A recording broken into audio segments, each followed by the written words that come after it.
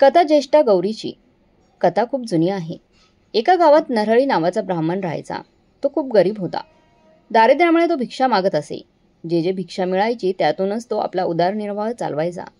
देवाच्या मनापासून पूजा करायचा. कष्ट करायला तो कधीच मागे हटत नसे. पण कोणत्याही सणासुदीला त्याच्या घरी गोडधोड बनवायला धान्यच नसायचं. त्याच्या घरी 18 प्रकारचं दारिद्र्य पसरलेलं होतं. त्यामुळे तो दुःखी असायचा. मनात नेहमी येई की आमच्याकडे इतराप्रमाणे धान्य असावं, आपली मुलंही सुखी असावी, लाडाकोडात वाढावं. असं तर होत नव्हतं. पावसाळा सुरू झाला होता. भाद्रपद महिना आला. त्याच्या गावात सगळीकडे आनंदाचं वातावरण होतं. घरोघरी गणपती आले होते. आता गौरी येणार होत्या. गौरी येण्याच्या दिवशी त्याची मुलं अंगणात खेळत होती. तेव्हा त्यांनी पाहिलं की वाजत गाजत बायकांनी गौरी आपल्या घरी नेत आहेत. त्या बायकांचा उत्साह आणि आनंद पाहून मुलंही खूप खुश झाली आणि त्यांना वाटलं की आपल्याकडेही गौरी आणायला हवी. लगेच मुलं घरी येऊन आईला सांगितलं, आई आई आपल्या घरी गौरी आणूया. मुलांचं बोलणं ऐकून ती देखील खूप आनंदी झाली. पण थोडासा विचार करून म्हणाली, बाळांनो, गौरी आणून काय करायचं? गौरी घरी आणल्यावर तिची पूजा करावी लागते, तिला नैवेद्य द्यावा लागतो. पण आपल्या घरी तर काहीच नाही. तुम्ही तुमच्या बाबाजवळ जा, त्यांना बाजारातून सामान आणायला सांगा. सामान आणलं की आपण गौरी आणू. मुलं लगेच आनंदाने उठली. बापाकडे गेली आणि म्हणू लागली, बाबा बाबा बाजारात जा आणि नैवेद्याचं सामान आणा, म्हणजे आपली आई गौरी आणेल. मुलांचा उत्साह पाहून पाहून बापानं घरात चौकशी केली. तेव्हा त्याच्या बायकोने सांगितलं की मुलं बाहेरचं आनंदी वातावरणाला पाहून देखील गौरी आणायची का असं म्हणतायत, पण घरात काहीच नाही. म्हणून मी त्यांना तसं काही स्पष्ट सांगू शकले नाही. म्हणून मी त्यांना तुमच्याकडे पाठवलं. ते ऐकलं तर तो बिचारा ब्राह्मण मनातून खूप दुःखी झाला. तो विचार करू लागला की माझी सोन्यासारखी मुलं आहेत, पण त्यांचा हट्ट मला पुरवता येत नाही. गरिबीपुढे काहीच उपाय नाही. मागायला गेलो तर काहीच मिळत नाही आणि मुलांचं दुःख बघायचंही नाही. यापेक्षा आपल्याला मरण आलं तर बरं, असा विचार करून तो उठला. देवाची प्रार्थना करू लागला. आता आपण जीव द्यावा असं निश्चय करून तो तळ्याजवळ जायला निघाला. तो अर्ध्या वाटेवर गेला. वेळेत संध्याकाळ झाली. संध्या झाली असताना एक म्हातारी सवाशीण भेटली. तिने त्याची चौकशी केली. मग त्या ब्राह्मणाने आपली सगळी गोष्ट तिला सांगितली. म्हातारीने समजावलं. त्याला आता तिच्या गोष्टी पटल्यात. त्यानंतर त्याने तिला विचारलं. तिने सांगितलं की तीही एकटीच राहते. जिथे कुठे सहारा मिळेल तिथेच राहते आणि मग पुढे निघते. त्या ब्राह्मणाला तिची दया आली. त्याने म्हातारीला घरी न्यायला घेतलं. तेव्हा बाहेर अंधार पडू लागला होता. तो जेव्हा घरात पोहोचला तेव्हा बायको दिवा लावत होती. नवऱ्यासोबत एक म्हाताऱ्या आजीला पाहून तिने विचारलं, हे पाहुणेबाई कोण आहेत? नवऱ्याने म्हटलं, आजोबा. तिने आदराने आजीला घरात घेतलं, पाणी दिलं. मग आजीला काहीतरी खायला द्यायचं म्हणून ती आत गेली. आंब्याच्या कण्यांसाठी काही पद्धत आहे का ते पाहू लागली. आश्चर्य म्हणजे जिथे मुठभर कणी मिळणं कठीण असायचं तिथे मडकं कण्यांनी भरलेलं दिसलं. तिला खूप आश्चर्य वाटलं. ही गोष्ट तिने आपल्या नवऱ्याला सांगितली. त्याला ऐकून खूप आनंद झाला. तिने त्याचं भरपूर कौतुक केलं. सगळ्यांनी आज पोटभर पेच खाल्ले होते. मग सगळे आनंदाने होते. झोपेतून उठल्यावर सकाळ झाली तेव्हा म्हातारीने ब्राह्मणाला बोलवलं. लेका, मला नाव घालायला सांग. घावणं लाटलं कर, नाही म्हणू नको. ब्राह्मण लगेच निघाला. तो घरात परतून बायकोला बोलावलं. अगं, आजीबाईला धावू घाल आणि आपण भिक्षा घेऊन येऊ. त्या दिवशी त्याला खूप भिक्षा मिळाली. भरपूर गूळसुद्धा मिळाला. त्याने सगळं सामान आणलं घरी. त्याच्या बायकोलाही खूप आनंद झाला. बायकोने सगळं स्वयंपाक करून आजीला जेवायला दिलं. मुलं बाळंसुद्धा पोटभर जेवली, भरपेट जेवली. त्यानंतर म्हातारीने ब्राह्मणाला पुन्हा बोलवलं.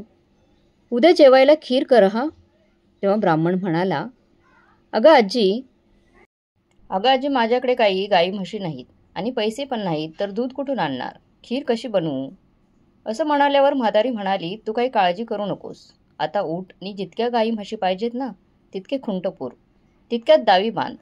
संध्याकाळी गोरस मुहूर्तावर गाई म्हशींचं नाव घेऊन त्यांना हाक मार, म्हणजे त्या येतील. तुझा गोटा भरला की दूध काढ. ब्राह्मणाला आश्चर्य वाटलं, पण त्याने तसंच केलं. संध्याकाळी गाई म्हशींना हाका मारल्या. तशा जितके खुंट बांधले होते तितक्या गाई म्हशी धावत आल्या. ब्राह्मणांचा गोठा गाई म्हशींनी भरून गेला. ब्राह्मण, नवरा, बायको आणि मुलं सगळ्यांना खूप आनंद झाला. ब्राह्मणाने गायींचं म्हशींचं दूध काढलं. दुसऱ्या दिवशी खीर केली. संध्याकाळी झाली तशी म्हातारी म्हणाली, लेका, मला आता पोचती कर. तेव्हा ब्राह्मण म्हणू लागला, आजी, तुमच्या कृपेने आता मला सगळं मिळालं आहे. आता तुम्हाला पोचतं कशी करेन? तुम्ही माझ्या घरात पाऊल ठेवलं आणि माझं घर समृद्धीने भरून गेलं. तेव्हा म्हातारी म्हणाली, तू घाबरू नकोस. माझ्या आशीर्वादाने तुला काही कमी पडणार नाही. ज्येष्ठ गौर म्हणतात ना, मी तीच आहे. मला आज पोस्ती कर. तेव्हा ब्राह्मण म्हणाला, हे दिलेलं असंच वाढव, असा काही उपाय सांग. तेव्हा गौरीने सांगितलं, तुला येताना वाळू देईन. ती सगळी घरात टाक, घरभर टाक, वरांड्यात टाक, मडक्यावर टाक, पेटीत टाक, काठोड्यात टाक. असे केल्यावर कधीही कमी पडणार नाही काही तुला. ब्राह्मणानं बरं म्हटलं. तिची पूजा केली. गौरी प्रसन्न झाली. तिने आपलं व्रत सांगितलं. भाद्रपद महिन्यात तळ्याच्या काठी जावं. 2 घडे घरी आणावेत. ऊन पाण्याने धुवावे.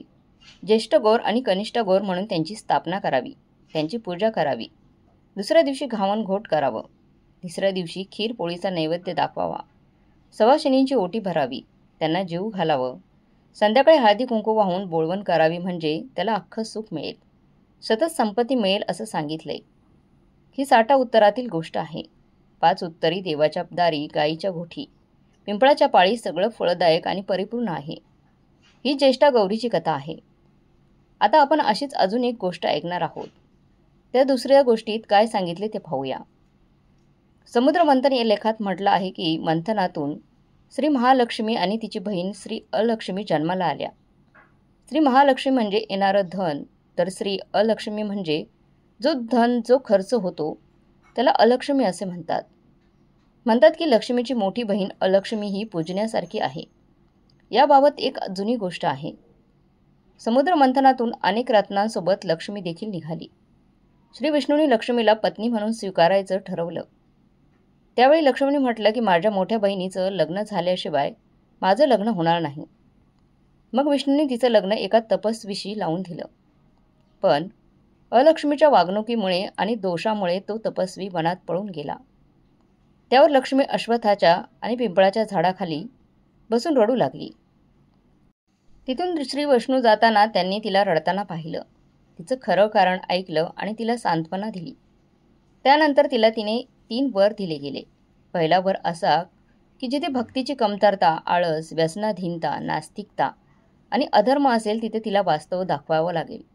दुसरा वर असा की शनिवारी अश्वत्थाच्या प्रदक्षिणा करणाऱ्यांना तिने त्रास दिला नाही पाहिजे.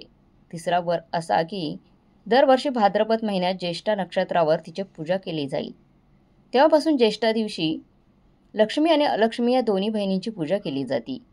मित्रांनो, अशा प्रकारे आहे ही ज्येष्ठा गौरीची कथा. तुम्हाला ही कथा कशी वाटली कमेंट बॉक्समध्ये नक्की सांगा. कथा आवडली असेल तर लाईक, शेअर, सबस्क्राईब नक्की करा. धन्यवाद.